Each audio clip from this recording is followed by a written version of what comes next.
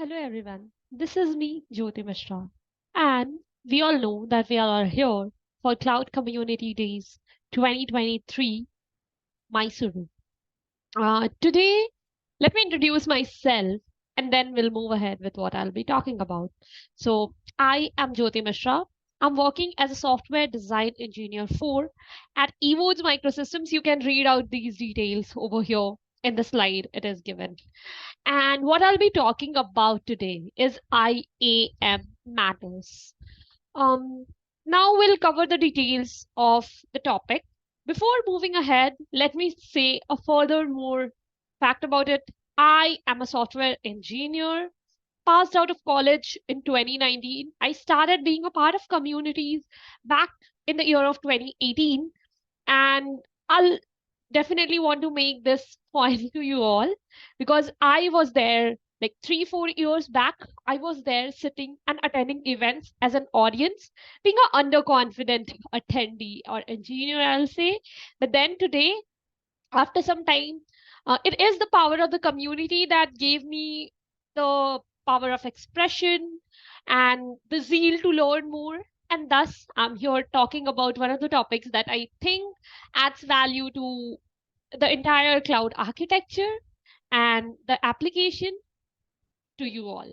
So I also work as a co-organizer at GDG Cloud Kolkata, and I am a Women Tech Makers ambassador based out of Kolkata.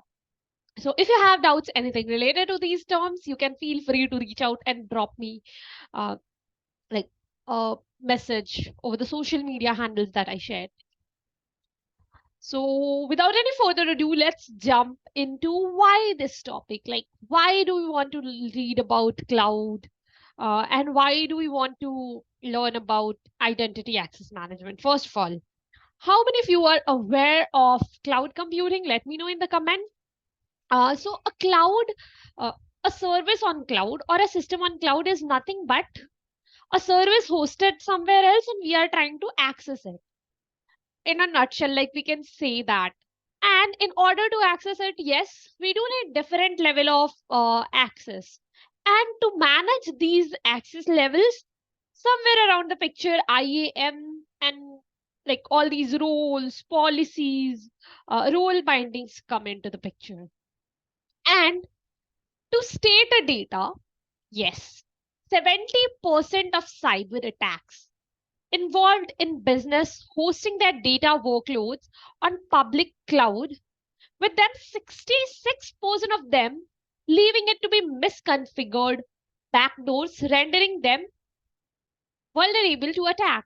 Yes. So, not configuring a system or not giving correct access to the system makes it somewhat vulnerable or open towards having much more attacks or much more cyber attacks to be precise. Some more data coming from Palo Alto Networks. Yes.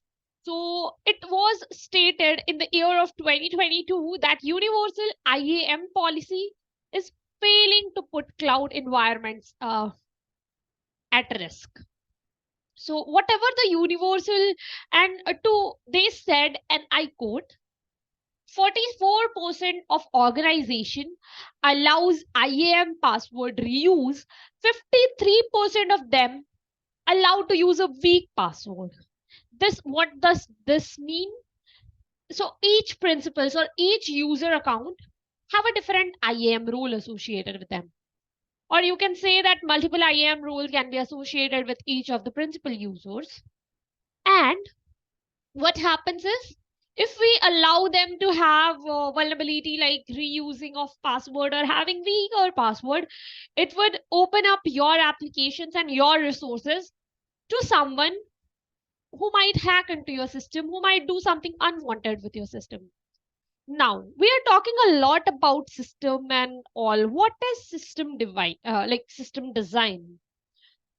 So, system design or architecture system design is a category or the foundation. You can also say it is a foundation of any cloud service provider, even Google Cloud architecture framework.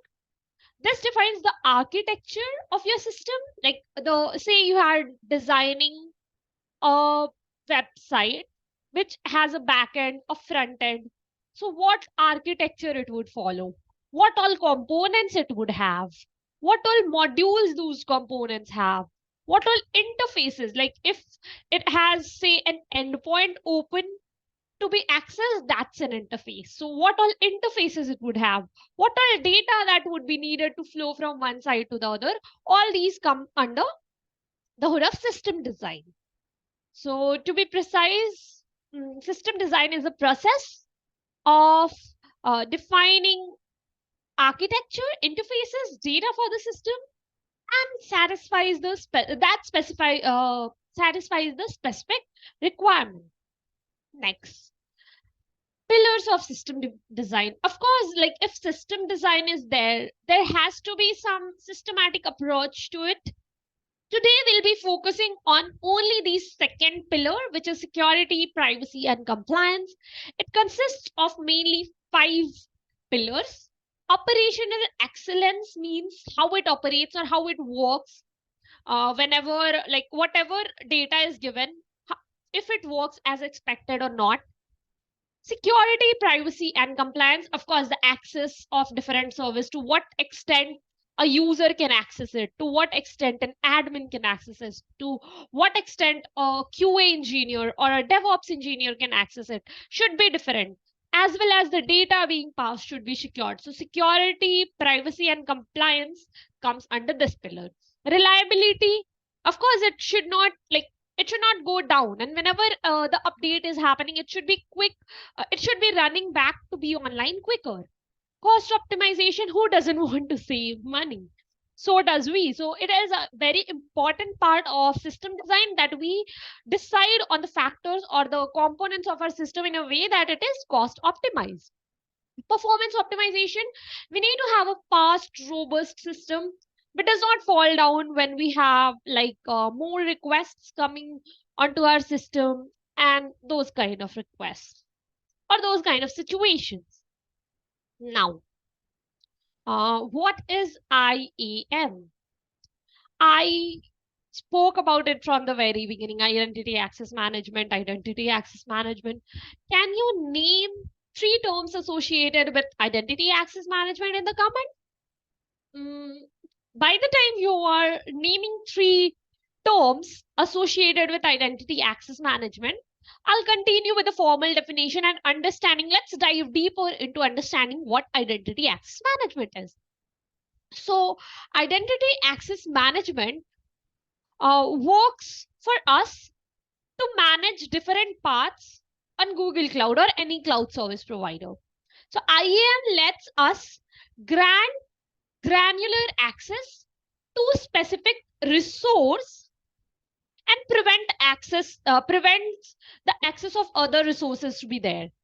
So say I have someone who is a database administrator and I want him to be only uh, having access of querying and like doing get items, doing queries, and only like these 2 operations, because he is a database like administrator. No, not database administrator. Say he's someone related to database management team. So I only want him, or he's from, say, data insight team. He or she is from data insight team. So at that point of time, what we want to do is we want to grant them specific access of a system of only storage services on our GCP. Like our entire application is in Google Cloud Platform. We want to give them access to storage. So we'll only create IAM role for database accessor or database manager, and then we'll grant them those many those many permissions so that they can do access only those services. So to be precise, what IAM in entire nutshell looks about, it has 3 parts to it mainly: a role, principle, and a policy. Now you can see the green box at the side. The green box at the side says role, means the granular access that we provide. On the blue box on the left, this one, it says principals. So a principal is nothing but a Google account for a user and a service account for a like system. Like say we have an application that requires to add items into a storage, or that requires to spin up compute instances. So in that case, we do have to create a principal for our, I'll show you the examples of how it looks like. So it is typically a service account or a user account principal. Now, a Google group of user, like multiple groups combined in one workspace account, can also be a principal. Cloud identity domain means different users in one cloud identity provider, and grouped together is also identity. So all these things are identified as principal. A principal is granted a role. A principal is always associated to a role. A role, on the other hand, is a collection of permission. These permission, what does these permission do? These do determine that what operations are allowed on the resource by this user. So say I have granted a user only compute get instances like role. In that case, that person won't be able to stop or start instances because he only has the access to read all the get all the instances. On the other hand, if another user is given, or another service account is given compute admin access, it will be able to spin up instances, stop instances, restart instances, select images for instances. So all these access level things, all these permissions for accessing a resource or allowed on a resource is called a role. Now, policy. Like you are seeing these dotted box. This is role binding, that is associating a role with a principal. And then comes allow policy. So allow policy or a policy is a collection of all these role bindings. Matlab, which account is having which role, and um altogether, like what all resources can have these permissions on it. So allow policy is collection of all these bindings. So when you want to define who has what role on which resource, altogether is a policy or allow policy. So far, after this, let's fine grain and go into the details of how a role looks and what all permissions it can have. So a role can have permissions, can have collection of permissions together. Like one role can have multiple permission. You cannot grant permission to a user directly. So okay, so earlier what used to happen in systems, that there used to be only one, like different user needed to have different set of permissions, but there were only limited set of user permissions such as admin or user or backend user or developer. So these kind of thing created a hindrance in the system, that few people lacked access, whereas few people had more than what they required as access. To combat that thing, roles came into the picture. A role is a collection of permission. You cannot grant permission to a user directly. Instead, you grant a user with a role, and a role has all those permission contained within it. So this diagram shows what all permissions this one role named compute instance admin has. It has a instance delete, instance get, instance list, set machine type, means while creating the instance which machine type you want to take, they can add up compute instance start and stop, and dot dot dot means there are much more things that you can do with compute instances, like just all those permissions you need to write to be within a role. And then this role is associated with a user. Say my user is Jyoti Mishra, and it needs a compute admin permission and a storage read permission. So what I would do is I would create two IAM rules. One for compute instance admin, second for storage reader.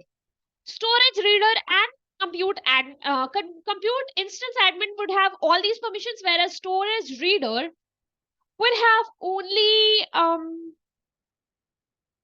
2-3 permissions, like reading the storage and all that, right?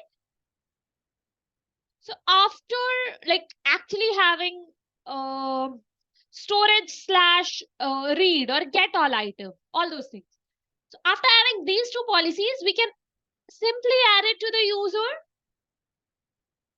and by user I mean principal, and create a role out of it. Now coming how these allow policy work from a resource perspective. Like there's we heard about it and we talked about it earlier, right? That there's one resource which has all these policies bound to it. A policy has a binding of a role, and which user can access that role, or which user has permissions to have all those permissions on the resource. So IAM manages whenever a user gets to IAM, it manages which level of access it has to one resource. The resource is, of course, within a project of an organization. So all these things, like if you are creating a personal project, organization and folder would be removed. Only project would be there. Project is a very mandatory thing when it comes to GCP. And then we have resource. Yeah, so you can allow a set of resources to have any level of access. Now coming to the entire architecture diagram, whenever like you have your entire, say there's cloud storage, there's compute engine, and there's pub sub on one of the side of your application. What happens is basically this diagram is a resource, and a resource diagram organized according to a hierarchy. So organization hierarchy comes at the root level. Folders are children of the organization. Project is children of folder. So a development team or an engineering team can have different projects. Same way, QA team or research teams can have different set of projects. So that is depicted by this green level of project. Then comes the resources under each of those projects. So this entire hierarchy is a resource manager hierarchy. And the following, like this diagram shows that you can set allow policy on any level of the resource. Like you can have these compute engines and their policy associated on project level, that if in this project only this principles or this rules can have access to it. This is a policy. A policy is basically a collection of all these rules together. So topic A, you can see topic A is a pub sub resource that lives under example prod project. If you grant a editor, say Jyoti Mishra @gmail.com, for prod and grant publisher role for like this pub sub model to someone else, like say GDG Cloud Kolkata @example.com or @gmail.com as a publisher. Then what happens is, to allow the policies of child resources, like anything within that, which is waiting for like anyone. So the producer, like GDC, if Jyoti Mishra wants to run the publisher thing on this topic, it won't be able to because it doesn't have the role associated with it. Yeah, the permission grant is not there. So allow policy for a child resource inherit from allow policy from its parent. So if you grant editor role to a user in project, what it would do is it would be able to grant the same editor role to any of the underlying resource. So for example prod, if we are giving it to folder level, like entire engineering folder level is having one policy, the same policy would be applicable to all these resources, all these projects. Because at any level of hierarchy, we can associate allow policy. Now, how do we implement this? The biggest question. So let me take you to first console, and then I'll showcase you some of the code. Okay, so this one was a code lab given. Not this one. I'll share the link of the code lab as well once again so that you can um, open it up.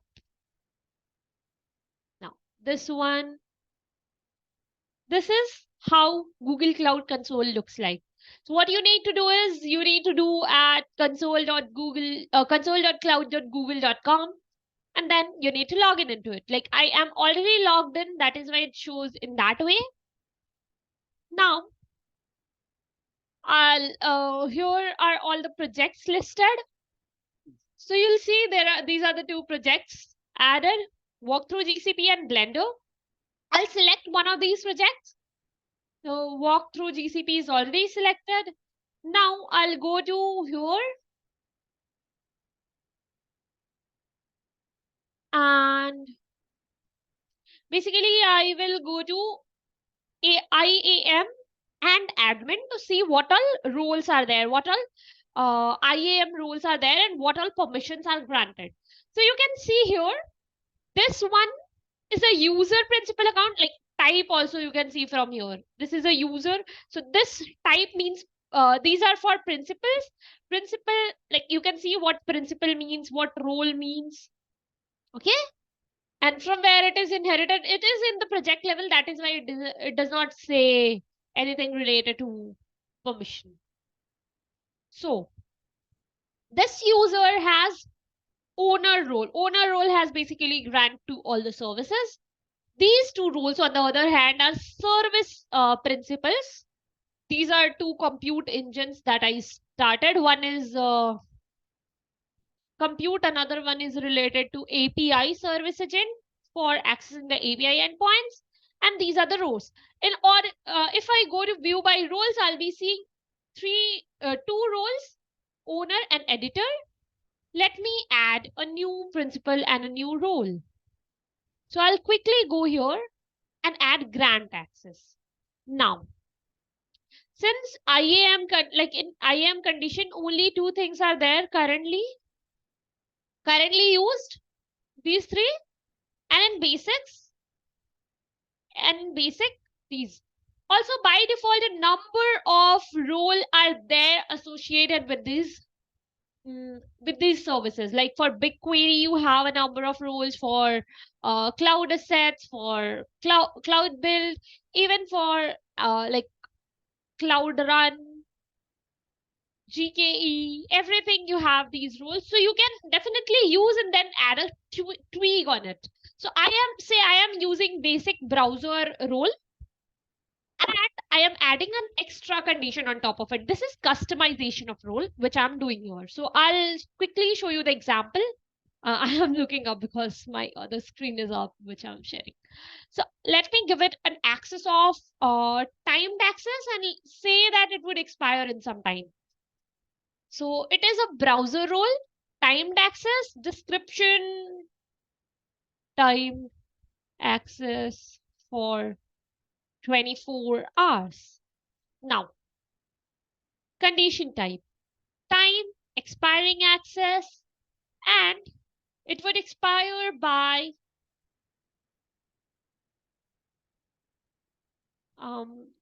is let me give that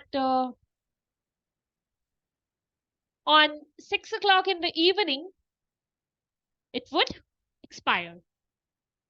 Now I have said this, I can add more conditions on top of it and also group condition that what it would have, and then I'll save it.